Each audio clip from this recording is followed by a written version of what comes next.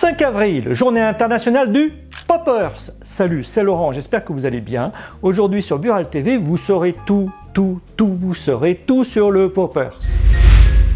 Le Poppers est un produit vendu par beaucoup de buralistes. C'est le genre de produit annexe qu'on a sur nos étagères. Ce n'est pas une vente folle, mais c'est toujours un produit à marge. Ça ne mange pas de pain d'en avoir. De temps en temps, on en vend à la demande en sachant qu'il a une destinée coquine, sans forcément savoir précisément ce que c'est. C'est un influenceur américain qui a eu l'idée de faire du 5 avril la journée internationale du Poppers. Donc aujourd'hui, le Poppers, c'est quoi? Le Poppers, pour qui? Le Poppers, comment? Cocorico, c'est le français Antoine Jérôme Ballard qui a synthétisé le nitrite d'amyle en 1844. Et ce n'est pas pour avoir inventé le principe actif du Poppers que cet académicien a donné son nom à une station de métro parisienne. C'est un Anglais, 30 ans plus tard, qui a découvert un intérêt cardiologique au produit qui a servi longtemps pour traiter l'angine de poitrine. Car le nitrite d'amyle est un vasodilatateur qui dilate les vaisseaux sanguins par inhalation. À un moment, le produit a été présenté sous forme d'ampoule qui produisait un bruit spécial du type pop à l'ouverture, d'où le nom de Poppers. Aujourd'hui, les marques utilisent plusieurs produits, les nitrites d'amyle, de pentyl ou de propyl. Ces produits ont longtemps fait partie de la culture gay,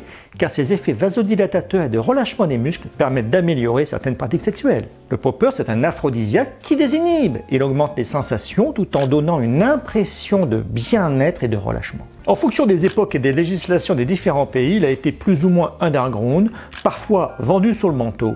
En France, il est popularisé à partir des années 70, notamment dans les sex shops. En revanche, l'installation du Poppers dans le paysage commercial ne s'est pas fait sans grande bataille judiciaire. On est en France. En 1990, les Poppers à base de nitrite de butyl et pentyl ont été interdits et remplacés dans les sex shops par un Poppers moins fort. En 2007 et 2011, par 2 fois, le gouvernement a tenté de mettre fin aux Poppers en France. Mais c'est là que le syndicat national des entreprises gays, le SNEG, s'est dressé pour dire non à l'interdiction. Il a porté le combat sur le champ de bataille judiciaire pour sauver le soldat Poppers. Le Conseil d'État a été saisi et par 2 fois, il a annulé les interdictions gouvernementales. Ça me rappelle quelque chose. Le Poppers n'est pas un stupéfiant et ses risques pour la santé sont minimes. Quand le Conseil d'État annule un texte en juin 2013, le Poppers n'est plus encadré par rien. Résultat, les Poppers à base de nitrite de butyl et de pentyl interdits depuis 1990 peuvent se vendre à nouveau librement.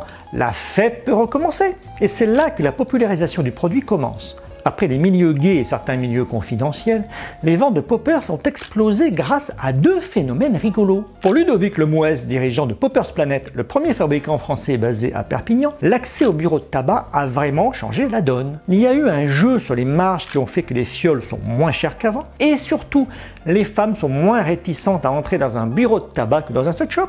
Et le deuxième effet booster de vente, toujours selon Ludovic Lemouès, c'est la série Plus belle la vie sur France 3 en 2015 qui a fait exploser les ventes. Dans un épisode de ce feuilleton aux 3 millions de téléspectateurs que ma grand-mère regardait, il a été question d'une partie à 3 avec du Poppers. Après la diffusion de l'épisode, nous dit-il, notre téléphone ne s'est plus arrêté de sonner. Les tabacs nous appelaient parce qu'ils avaient regardé France 3.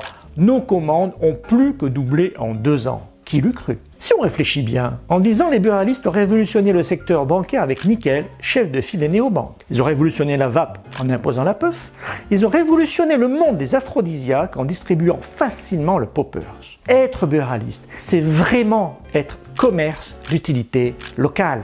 Donc en résumé, le Poppers n'est pas addictif, il est plutôt considéré comme un allié dans les moments sexuels récréatifs. Contrairement à l'alcool ou à la cigarette, il ne figure sur aucune liste en tant que produit dangereux ou provoquant une accoutumance. Le Poppers, s'il est consommé de la bonne manière, a peu d'effet sur la santé. Il faut néanmoins éviter d'en consommer si on est asthmatique, enceinte, cardiaque, dans un mauvais état de santé en général. Il ne faut surtout pas en prendre avec des médicaments de type Viagra. Et puis évidemment, il ne faut pas le boire, c'est juste à inhaler. N'oublions pas une chose, le Poppers est interdit aux mineurs.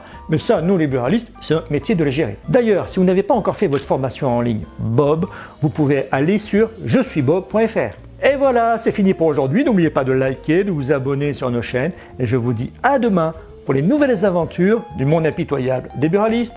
Belle vente, je vous embrasse.